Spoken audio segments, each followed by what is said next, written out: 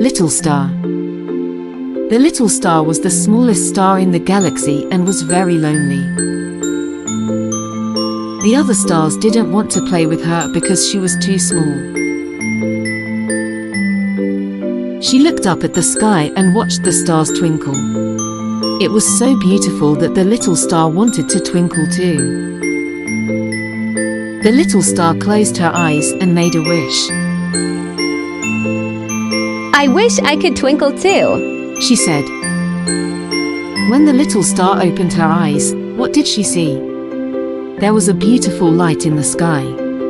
The light was coming from the little star. The little star was so happy. She could twinkle now. The little star went to the other stars and played with them. The other stars were very impressed by the little star's twinkling and wanted to play with her.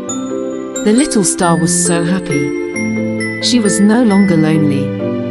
The little star was the happiest star in the galaxy.